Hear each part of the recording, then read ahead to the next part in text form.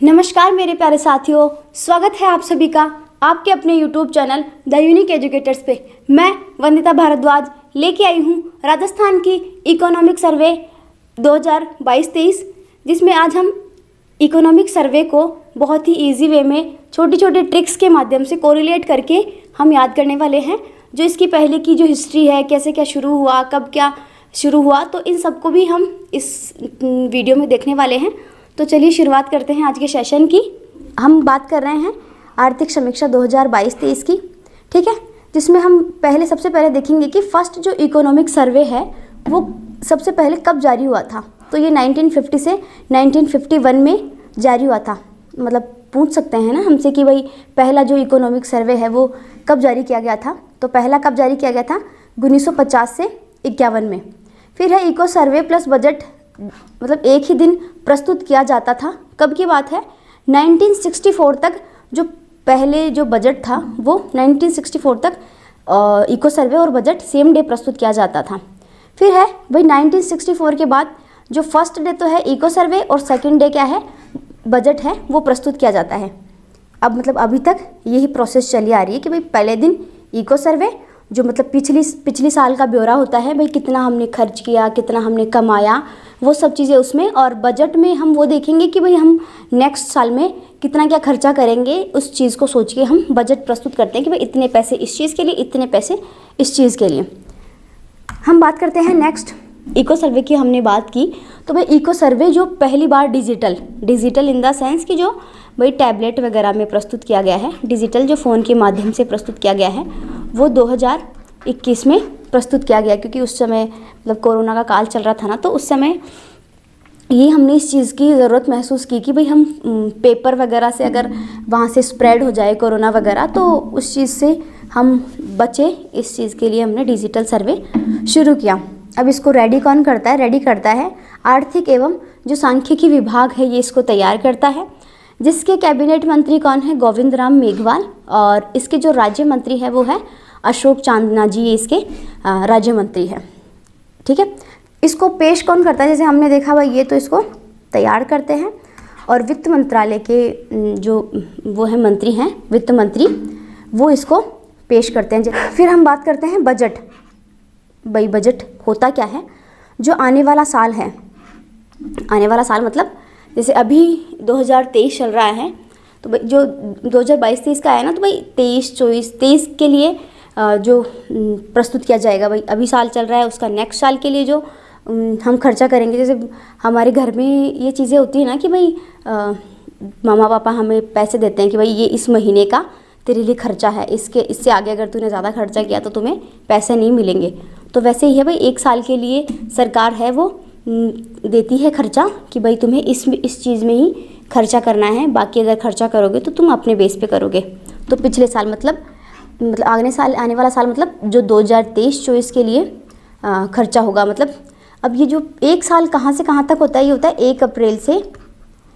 1 अप्रैल 2023 से 31 मार्च 2024, यहाँ तक एक वित्त वर्ष होता है। वित्त वर्ष मतलब अप्रैल से मार्च तक का जो टेन्योर होता है उसको एक वित्त वर्ष बोला जाता है, ठीक है। तो वो तो हो गया बजट।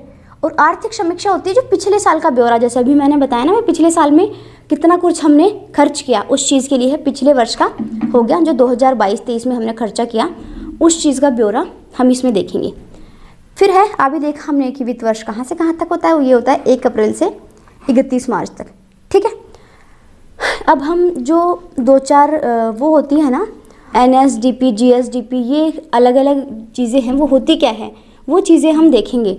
जैसे है NSDP, सबसे पहले देखेंगे NGSDP। सबसे पहले तो होती है GDP, सबसे पहले ग्रोस डोमेस्टिक प्रोडक्ट। ये किसकी होती है? ये इंडिया लेवल पे देखी जाती है।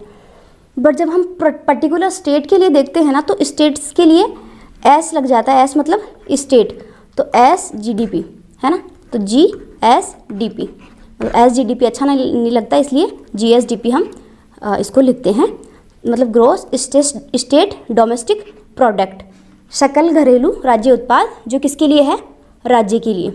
एक तो सकल घरेलू राज्य उत्पाद होता है, एक शुद्ध सकल घरेलू राज्य उत्पाद होता है। सबसे पहले सकल घरेलू राज्य उत्पाद को देखेंगे कि एक पर्टिकुलर ये एरिया है, ठीक है, इसमें राजस्थान की बात कर रहे हैं हम, तो ये एरिया है, इसमें कृषि, उद्योग, सेवा, ठीक है, इन सब से हमने जो भी कमाया या जो भी हमने मतलब बाई प्रोडक्ट उत्पन्न किया ना, उसका जो लास्ट का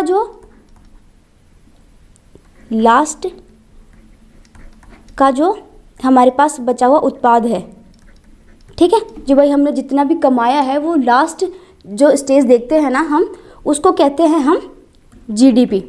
जो तो पर्टिकुलर हमने देखा भी कि भारत की होती है, और जहाँ यहाँ पे एस लग जाएगा तो वो स्टेट के लिए हो जाएगी। अब हम देखते हैं भाई NGSDP, national gross state domestic product, ये क्या चीज़ है।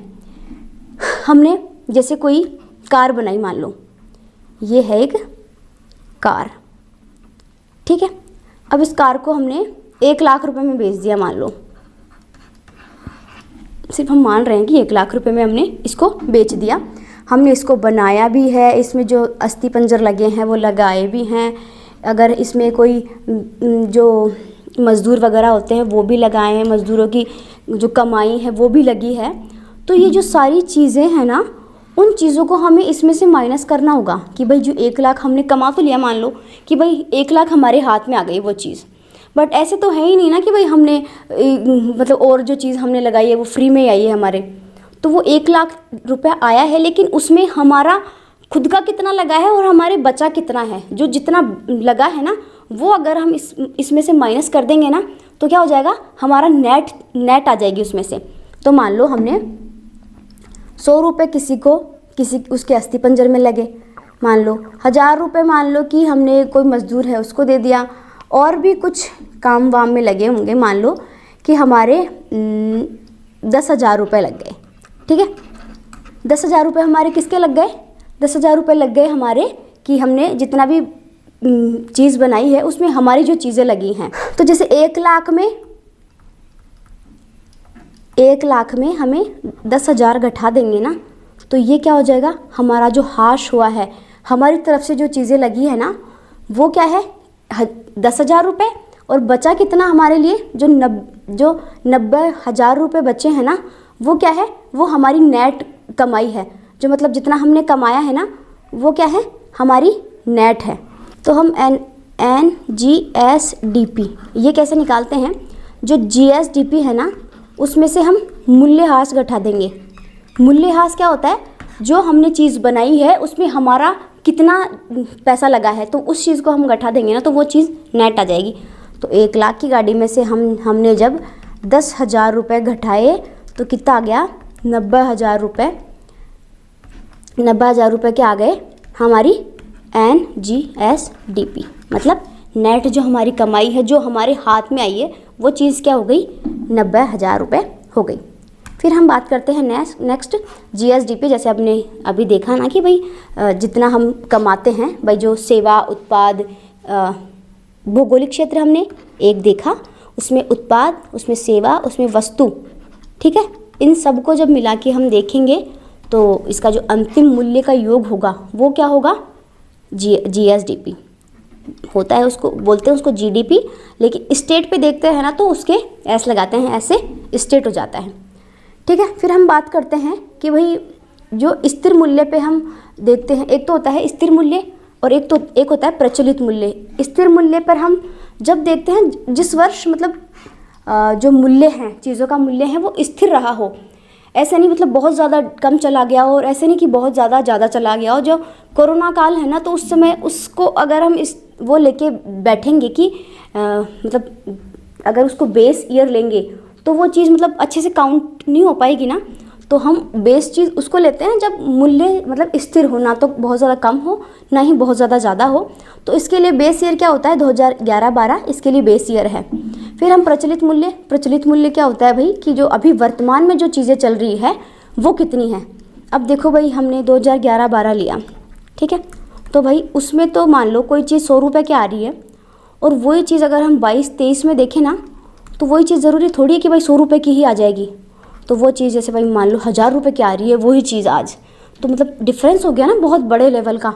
तो इस वजह से हम बेस ईयर को में काउंट करते हैं एक बार, और एक बार करते हैं हम जो अभी वर्तमान में चीज़ें चल रही है उसके अकॉर्डिंग। फिर हम बात करते हैं मूल्य सूचकांक, जिसको हम प्राइस इंडेक्स PI कहते हैं। ये दो प्रकार के होते हैं, एक तो WPI, एक होता है CPI होलसेल प्राइस इंडेक्स, एक है कंज्यूमर प्राइस इंडेक्स जो थोक मूल्य सूचकांक, और उपभोक्ता मूल्य सूचकांक। अब ये थोक मूल्य सूचकांक ये क्या है भाई?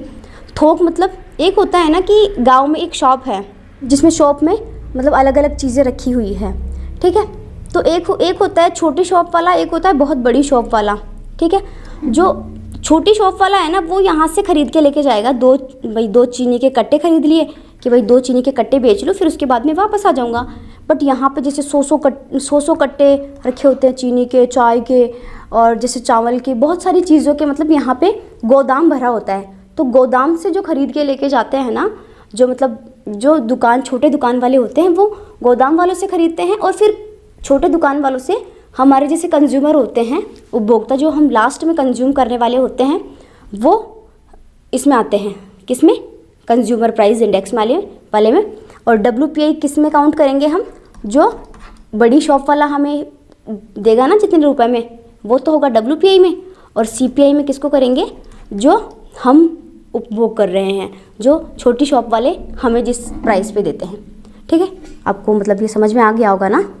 फिर हम बात करते हैं next GVA gross value added सकल मूल्य संवर्धन, या जिसको वर्धन भी कहते हैं। अब इसमें क्या होता है भाई, हमने जैसे देखा कि भाई GDP देखा ना आपने, GDP मतलब SGDP देखा ना, GSDP। तो वो क्या हुआ, किसी स्टेट की जितनी भी वो हैं चीज़ें हैं उसकी लास्ट की हमने देख ली। अब इसमें हम क्या देखते हैं, इसमें पर्टिकुलर एरिया की देखते हैं, जैसे प्राथमिक एरिया हो गया, द्वितीय एरिया हो गया, तृतीय, उसमें सभी का देखा हमने। और इसमें पर्टिकुलर एरिया का देखेंगे, जैसे कृषि का देख लेंगे अलग से, उद्योग का देख लेंगे, सेवा का देख लेंगे। तो ये अलग अलग एरियाज़ के अकॉर्डिंग हम देखेंगे इसको। तो चलिए देखते हैं क्या है इसमें। अर्थव्यवस्था के किसी क्षेत्र द्वारा दी जा रही वस्तु सेवा के उत्पादन का मूल्य का योग। पर्टिकुलर सेवा, कृषि, उद्योग एंड सेवा, अलग अलग पर्टिकुलर एरिया होगा इनका, ठीक है। प्राथमिक क्षेत्र मतलब जिसमें कृषि को इंक्लूड करते हैं, द्वितीयक उद्योग आ गया, तृतीयक जिसमें सेवा आ गई, ठीक है। या इसकी एक और क्या परिभाषा हो सकती है, किसी क्षेत्र विशेष द्वारा उत्पादित वस्तु या सेवा का मूल्य अर्थव्यवस्था में कितना योगदान दे रहा है, जिसको कहते हैं GVA ग्रॉस वैल्यू एडेड, ठीक है, पर्टिकुलर एरिया के लिए, ठीक है। हम बात करते हैं नेक्स्ट। अब इनके आंकड़ों की बात करते हैं। इतना तो सिर्फ आपको समझाने के लिए थी ये चीज़ें कि भाई GDP क्या होता है, GSDP क्या होता है, GVA क्या होता है, और जो ये NSGDP ये क्या होता है, ये सब चीज़ें समझने के लिए थी। अब बात करते हैं हम इनके आंकड़ों पे, मतलब ये इतना महत्वपूर्ण टॉपिक है ना कि जो RS की एग्ज़ाम्स होती है ना उसमें सीधे सीधे आंकड़े पूछे जाते हैं यहाँ से। जैसे RS की हो गई, SI की हो गई, ये एग्ज़ाम्स है ना, इनसे सीधे सीधे आंकड़े पूछे जाते हैं, इकोनॉमिक सर्वे के वो आंकड़े, ठीक है। तो बात करते हैं GSDP में हम दो चीज़ों में देखेंगे सब में, एक तो स्थिर मूल्य पर और एक प्रचलित मूल्य पे। स्थिर मूल्य 2011-12 हो गया और प्रचलित मूल्य 2022-23। तो स्थिर मूल्य पे हो गया 7,99,449 करोड़ रुपए, जिसको हम 7.99 लाख करोड़ भी कह सकते हैं। और प्रचलित मूल्य पे है 14,13,620 करोड़ रुपए, जिसको हम 14.13 लाख करोड़ रुपए भी कह सकते हैं, ठीक है। अब इसको याद कैसे करेंगे, जैसे 7 दूनी का 14, मतलब 7 का पहाड़ा बोलते हैं ना, 7 एकम 7, 7 दूनी 14, है ना। तो ये तो हो गया 7 और ये हो गया 14। तो ऐसे करके याद कर लेंगे ना कि भाई 7 का डबल कितना हो गया, 14 हो गया ना। तो ऐसे याद हो जाएगा ये हमें। और मतलब 2011-12 में तो इतना था और इतना बढ़ गया, तो अब ये बढ़ा है ना, तो ये इसका परसेंटेज में अगर हम देखें ना तो वो परसेंटेज कितना है वो देखते हैं हम। तो ये हो गया GSDP वृद्धि दर, भाई कितना बढ़ा, तो वृद्धि दर मतलब परसेंटेज में देखते हैं ना दर, तो वो दर देखते हैं स्थिर मूल्य पे कितनी थी और प्रचलित मूल्य जो अभी है वो कितनी थी। तो जैसे 8.19 और 16.04% इसकी जो वृद्धि दर है वो है GSDP की। तो कैसे देखें, जैसे अभी हमने देखा ना 7 दूनी का 14 हो गया ना इसमें, तो इसमें 8 दूनी का 16। फिर हम बात करते हैं GSVA gross state value added, जिसमें कृषि, उद्योग और सेवा, जैसे हमने पर्टिकुलर देखा था ना कि भाई पर्टिकुलर जो एरिया है वो कितना अपना योगदान निभाता है, उसमें हमें देखना है। तो स्थिर मूल्य और प्रचलित मूल्य, स्थिर मूल्य पे कितना था, इसमें देखो मतलब ज़्यादा डिफरेंस नहीं है, इनमें सिर्फ थोड़ा थोड़ा मतलब डिफरेंस है। तो कैसे देखेंगे, 28.50 और इसमें कितना है 28.95, मतलब बहुत माइनर सा डिफरेंस है इसमें, मतलब 0.50 का डिफरेंस मान लो लगभग, ठीक है। तो 28 ही है लगभग। फिर है 27.76 और 27.31, तो ये क्या है मतलब कम हुआ है इसमें। फिर है 43.74 और ये तो एकदम सिमिलर ही है, इसको तो बिल्कुल याद करने की ज़रूरत नहीं है, 43.74 ही है, पहले जितना था वो भी उतना ही है, ठीक है। जैसे 7 दूनी 14, 8 दूनी का 16, 28, 27 और 43, ठीक है। बिल्कुल माइनर सा डिफरेंस है जो हमें याद कर लेना है।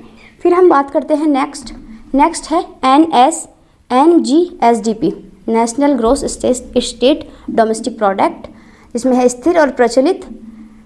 इसमें भी कैसे है, इजी सा है, इसमें 6 है, 6 दूनी का 12 है, ठीक है। इसको सीधे सीधे हम याद कर लेंगे, 6,94,771, ठीक है। और इसमें है 12,59,527, तो 6 दूनी का 12 करके ऐसे याद कर लेंगे, ठीक है। फिर हम बात करते हैं प्रति व्यक्ति आय स्थिर मूल्य पर और प्रचलित मूल्य पे। ये है 86,134 और इसमें है 1,56,149, ठीक है। तो प्रति व्यक्ति आय कैसा निकालेंगे, नेट जो GDP है वो और जो जनसंख्या है हमारी उसको, तो पर कैपिटा इनकम आ जाएगी हमारी, पर कैपिटा इनकम, ठीक है, PCI पर कैपिटा इनकम। अब हम अलग अलग की देखेंगे, जैसे ऊर्जा है, अधिष्ठापित क्षमता कितनी है, 30 नवंबर 2022 तक का इसमें डेटा हमें प्रोवाइड करवाया गया है, जिसमें है 23,487.46 मेगावाट, ठीक है, इतनी है इसकी मतलब एनर्जी जो क्षमता है। 2018 से 22 तक जो ऊर्जा उपभोग में जो वृद्धि है वो कितनी हुई है, 15.53%, इतनी जो वृद्धि है वो देखी गई है इन सालों में, 4 सालों में इतनी वृद्धि। फिर है नवंबर 2022 तक जो विद्युतीकृत गांव है जहाँ पे विद्युत मतलब पहुँचाई जा चुकी है वो है 43,965, मतलब 44,000 में थोड़ा सा ही कम है। फिर है सड़क एवं परिवहन, सड़क की लंबाई है मार्च 2022 तक कितनी है, 2,78,813.23 किलोमीटर।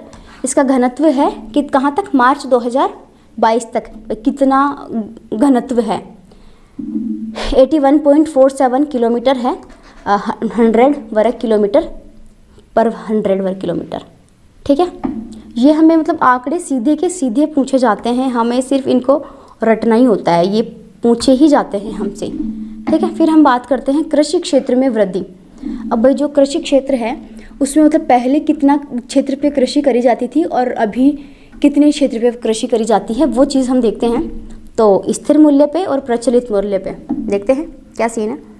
2011-12 में 1.19 लाख करोड़ रुपए मतलब इतने रुपए मतलब वृद्धि हुई है, इतना हम कमाए थे। और अब कितना है 2.09 लाख करोड़ रुपए जो 2022-23 की है, इसमें प्रतिशत में कितनी वृद्धि हुई है वो देखते हैं, 5.24% की वृद्धि हुई है। फिर हम बात करते हैं वर्षा की। वर्षा है जो सितंबर से जून 2022 तक का जो आंकड़ा है ना वर्षा का, वो कितना है 594.20 mm। जो सामान्य वर्षा कितनी है 430.80 mm। और उसमें वृद्धि कितनी हुई है वो चीज़ हम देखते हैं 37.93%। फिर हम बात करते हैं बैंक, भाई कितने बैंक है राजस्थान में और उसमें विदेशी बैंक कितने हैं वो चीज़ हम देखते हैं। 7,987 बैंक राजस्थान में अभी हाल ही में प्रेजेंट है, जो अलग अलग जिनका अलग अलग वो है, भाई कोई विदेशी बैंक है, अपनी स्वदेशी बैंक है, उनमें भी अलग अलग बैंकें होती हैं, वो सब बैंकें हैं। बट इसमें इम्पोर्टेंट बैंक विदेशी बैंक है हमारे लिए, जो कितनी है 9 विदेशी बैंक है हमारे राजस्थान में, ठीक है। अब जो जमा में वृद्धि हुई है वो कितनी हुई है, भाई पहले कितने लोग जमा करवाते थे और अब कितने लोग जमा कराते हैं, उसमें कितनी क्या प्रतिशत वृद्धि हुई है वो चीज़ देखते हैं। तो राजस्थान में 12.51% की वृद्धि हुई है पहले से, जो हमारा आधार वर्ष था वहाँ से लेके अभी तक की। और भारत में है जो कितनी प्रतिशत हुई है, वो है 9.78% की वृद्धि हुई है भारत में। हम सिर्फ यहाँ पे देख तो सिर्फ राजस्थान के आंकड़े रहे, लेकिन कुछ आंकड़ों में हम भारत की भी तुलना करके इसमें आंकड़े देख लेते हैं, ठीक है। फिर हम बात करते हैं नेक्स्ट है कुल खाद्यान्न उत्पादन। भाई जो 2011-12 में कितना उत्पादन होता था जब हमारा स्थिर मूल्य पे हम काउंट किया करते थे, एंड अभी कितना उत्पादन हुआ है उसके अकॉर्डिंग देखते हैं। 231.51%, और इसमें है 253.99%। अब इसमें वृद्धि कितनी हुई है भाई, 2011-12 से 22-23 में कितने प्रतिशत वृद्धि हुई है, 9.7% की वृद्धि हुई है, मतलब 10% लगभग वृद्धि देखी गई है। फिर हम बात करते हैं कृषि बजट 2022-23, जिसमें कृषि हमने अभी तो कृषि बजट मतलब प्रस्तुत किया है ना इसी बार। तो जो कृषि अनुदान है 37.83% जो सब्सिडी मतलब प्रोवाइड करवाई जाती है ना उसमें, और जो कृषि ऋण है वो है 25.68%, जिसमें डायरेक्ट ऋण वगैरह प्रदान किया जाता है ना कृषि में, तो वो चीज़ देखी गई है इसमें। फिर हम बात करते हैं कृषि में बुनियादी ढांचे का विकास, वो 15% देखा गया है। फिर है राजस्थान सिंचाई जो क्षमता है 1,00,000 हेक्टेयर, ठीक है। फिर हम बात करते हैं नेक्स्ट, राजस्थान में जो MSME नीति 2022 है जो जारी करी गई थी 2022 में। कब जारी करी गई थी, 17 सितंबर 2022 में। अब देखो हम ये मतलब नीतियाँ पूछी जाती है हमसे, डायरेक्टली पूछी जाती है भाई राजस्थान में जो MSME नीति है वो कब जारी करी गई थी, तो इसको हम डायरेक्टली कैसे देखेंगे वो देखते हैं कि जो MSME मतलब micro small and medium enterprises. Micro मतलब छोटा काम, हम जब जो मतलब कसीदाकारी करते हैं ना, बहुत छोटा मतलब देख देख के करना पड़ता है ना उस काम को, तो उस काम में क्या रहता है, खतरा रहता है भाई। आप कर रहे हो तो क्या पता इधर उधर कसीदा लग जाए, ठीक है। तो अगर उसमें क्या रहता है, खतरा से तो हमें 17 याद करना है, और हम अकेले करेंगे तो भाई खतरा रहेगा। बट जब हम 2 लोग साथ मिलके मतलब देख देख के बताए कि भाई तू मेरे को बताती जा, मैं ये करती जाती हूँ जल्दी जल्दी, तो अगर 2 लोग साथ मिलकर कोई काम करते हैं ना तो वो चीज़ मतलब अच्छे से हो जाती है। तो 2 लोग साथ से, 2 से तो हो गया 2 लोग साथ तो 2, और 7 से सितंबर, तो खतरा नहीं रहेगा। कब, जब 2 लोग साथ मिलकर काम करेंगे, मतलब हाथों से काम करेंगे तो भी वही सेम चीज़ सिचुएशन लागू होगी, है ना। तो इन दोनों को हम मिला के याद कर लेंगे। जैसे हो गई राजस्थान हस्तशिल्प नीति 2022, ये भी सिमिलरली 17 सितंबर 2022 में ही जारी करी गई है, ठीक है।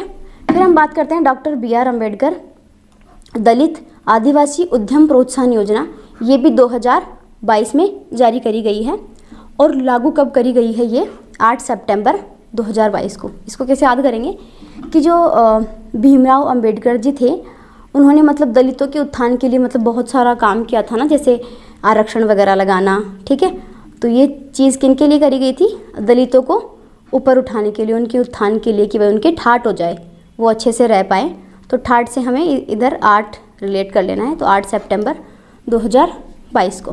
फिर है लेंस एवं गैस, ये है भारत में जो कच्चे तेल उत्पादन में जो राजस्थान की जो पोजीशन है वो 2nd नंबर पे है। 1st नंबर पे है बॉम्बे हाई जो 40% कच्चे तेल का प्रोडक्शन करती है, और 2nd नंबर पे कौन है, राजस्थान है जो 20% जो क्रूड ऑयल है उसका प्रोडक्शन करती है, ठीक है। तो ये 2nd नंबर पे हो गई, मतलब राजस्थान 2nd नंबर पे है ना, इस वजह से इम्पोर्टेंट है, ठीक है। फिर हम बात करते हैं नेक्स्ट है ग्रामीण शहरी विकास, मतलब गांव से जो शहर में जो विकास हुआ है, भाई गांव से जो लोग शहर में जाके बसे हैं वो राजस्थान में कितने हैं और भारत में कितने हैं। राजस्थान और भारत को हम क्या करके देख लेंगे, कंपेयर करके देख लेंगे। भारत में 2011 में 31.14% जो लोग हुआ करते थे, आज वहाँ पे 34.43% लोग निवास कर रहे हैं। सिमिलरली 2011 में राजस्थान में कितने लोग हैं, 24.87%, और 2021 में कितने हैं, 26.33%, ठीक है।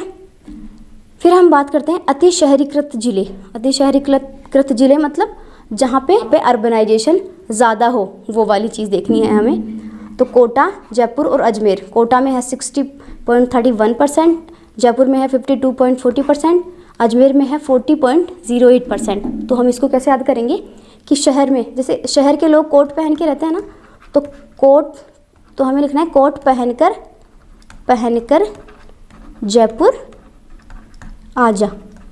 ये ट्रिक है इसको याद करने के लिए। कोट से तो हो जाएगा कोटा, और जयपुर से हो जाएगा जयपुर, और आजा से हो जाएगा अजमेर।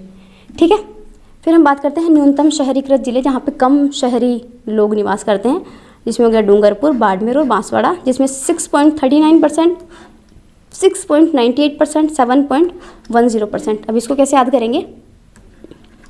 डूबते हुए को बांस का सहारा। तो डूबने से तो हो जाएगा डूंगरपुर, वैसे हो जाएगा बाड़मेर, और बांस से हो जाएगा बांसवाड़ा। ठीक है, इसको हम ऐसे याद कर लेंगे। फिर हम बात करते हैं नेक्स्ट है आधार वर्ष। भाई कौन कौन से आधार वर्ष होते हैं ना, जैसे हमने अभी देखा कि भाई इकोनॉमिक सर्वे में 11-12 हो गया, तो अर्थव्यवस्था है उसके लिए 2011-12 है, कृषि उत्पाद सूचकांक है उसके लिए 2005 है, और 2006-8। ठीक है, फिर है औद्योगिक का जो है 2011-12, WPI मतलब होलसेल प्राइस इंडेक्स थोक मूल्य सूचकांक के लिए है 1999 से 2000, CPI कंज्यूमर प्राइस इंडेक्स है उसके लिए 2016 मतलब 2016, CPI केंद्र जो कंज्यूमर प्राइस इंडेक्स के जो सेंटर्स होते हैं वो कहाँ पे है? वो 3 जगह पे है। ठीक है, तो अलवर, भीलवाड़ा और जयपुर, इसके 3 सेंटर है। ठीक है, तो अब इसको कैसे याद करेंगे? अभी जा। ठीक है, तो ऐसे हो जाएगा अलवर, बी से हो जाएगा भीलवाड़ा, और जैसे हो जाएगा जयपुर। ऐसे इसको याद कर लेंगे हम। ठीक है, फिर हम बात करते हैं नेक्स्ट है भाई निर्यात सबसे ज़्यादा कहाँ हुआ है? वह है निर्यात तैयारी सूचकांक 2021। जारी कौन करता है इसको? नीति आयोग। राजस्थान की 11वीं है जो क्या है? निर्यात तैयारी। एक है राजस्थान की जो 6ठी है जिसमें निर्यात प्रदर्शन वो किया गया है, प्रदर्शित किया गया है। फिर है वर्ष 2021-22 में जो राजस्थान से जो निर्यात चीज़ें हुई हैं, सबसे ज़्यादा कौन सी चीज़ें निर्यात हुई है, किस में चीज़ें निर्यात हुई है वो देखते हैं। सबसे ज़्यादा अभियांत्रिकी में 16.62%, कपड़ा है 12.85%, धातु है 11.44%, हस्तशिल्प से है 10.88%, रसायन में है 9.72%। अब ये हमें मतलब क्वेश्चन में ऐसे पूछा जा सकता है कि भाई जो टॉप 4 हैं वो कौन कौन से हैं? 3 हमें टॉप 3 दे देंगे, और जो 4th है नंबर का वो हमसे पूछ लेंगे कि भाई टॉप 4 में ये भी इंक्लूड है। ठीक है, फिर हम बात करते हैं नेक्स्ट है श्रम एंड रोजगार। 1 जुलाई 2021 से इनकी जो मजदूर होते हैं उनकी न्यूनतम मजदूरी जारी करी गई है कि कितने क्या मजदूरों को पैसे मिलेंगे। जैसे अकुशल, अर्धकुशल, कुशल और उच्च कुशल, इनको जैसे पहले 259 रुपये मिलते थे, इनमें 12 रुपये ऐड कर दिए गए अभी। तो जैसे 271 हो गए अर्धकुशल के, कुशल को मिलते हैं 283, इनको मिलते हैं 333, ऐसे करके इनको मतलब इनकी मजदूरी डिवाइड करी गई है। ठीक है, अब इसको कैसे याद करेंगे? जैसे 259 है, अगर आप 259 को याद कर लोगे ना तो इसमें 12 जब हम ऐड कर देंगे तो 271 हो जाएंगे, फिर इसमें 12 ऐड कर देंगे तो 283 हो जाएंगे, और फिर इसमें 50 ऐड कर देंगे ना तो 333 हो जाएंगे। ठीक है, जैसे अकुशल में जैसे अगर किसी के हाथ पैर पे लगी हुई हो, वो अच्छे से काम नहीं कर पाए या जिसको अच्छे से काम नहीं आए ना तो उसको अकुशल बोलेंगे, फिर उसको थोड़ा अच्छा काम आए, और फिर जिसको अच्छे से काम आए और जिसको सबसे ज़्यादा अच्छे से काम आए, ऐसे इनका डिवाइडेशन होता है। ठीक है, फिर हम खान एवं खनिज की बात करते हैं। खनिज यहाँ पे जो भंडार है वो राजस्थान में 81 खनिज है, बट हम खनन कितने का करते हैं? 58 का ही खनन करते हैं। इतने कम का खनन क्यों करते हैं? क्योंकि कुछ चीज़ें ऐसी, कुछ एलिमेंट्स ऐसे हैं ना जिनको खनन करने के लिए हम जितना वो निकालेंगे ना उससे ज़्यादा क्या हो जाएगा, उसका खर्चा हो जाएगा, इस वजह से हम उनका खनन नहीं करते हैं। जिसमें हम एकमात्र, जिसमें सिर्फ राजस्थान में ही जो चीज़ें मिलती है, सिर्फ और सिर्फ राजस्थान में, वो कौन सी चीज़ें हैं? वोलेस्टोनाइट, जिंक जिसको जस्ता भी कहते हैं, सेलेनाइट और लेड सीसा, ये सिर्फ राजस्थान में ही मिलती हैं। ठीक है, फिर हम बात करते हैं पर्यटन। नवंबर 2022 तक जो कुल पर्यटक है वो 986.32 लाख हमारे राजस्थान में आए थे, जिसमें स्वदेशी है और विदेशी है जिसमें 3.08 लाख। ये राजस्थान में आने वाले पर्यटकों की संख्या है। ठीक है, फिर हम बात करते हैं चिकित्सा से related. Total fertility rate Bharat में कितनी है? 2 है। ठीक है, जिसमें राजस्थान में इन्फेंट मोर्टिलिटी रेट है 32 और मैटरनल मोर्टिलिटी रेट है 113। और इन्फेंट वाली तो देखी जाती है 1000 बच्चों पे, और जो माता होती है मैटरनल मोर्टिलिटी रेट देखी जाती है 1 लाख मतलब माताओं पे। ये तो किसकी होगी, राजस्थान की। इंडिया की कितनी है, 28 इन्फेंट मोर्टिलिटी रेट और मैटरनल मोर्टिलिटी रेट 97 है। ठीक है, जीवन प्रत्याशा है इंडिया में 70 वर्ष और राजस्थान में 69.4 वर्ष। ठीक है, आज सब साथियों, आपको जो मैंने ये इकोनॉमिक सर्वे बताया है, समझाया है, जो कुछ समझाया मैंने, जो कुछ कोरिलेट करवाया, आपको समझ में आया होगा, आपने दिमाग में उस चीज़ को पिक्चराइज किया होगा। अगर आपको ये वीडियो समझ में आया हो तो जितना हो सके अपने दोस्तों के साथ शेयर किए, और अगर ऐसी ही इंटरेस्टिंग वीडियो आपको और चाहिए तो हमारे चैनल को लाइक, शेयर और सब्सक्राइब कीजिए। Thank you so much.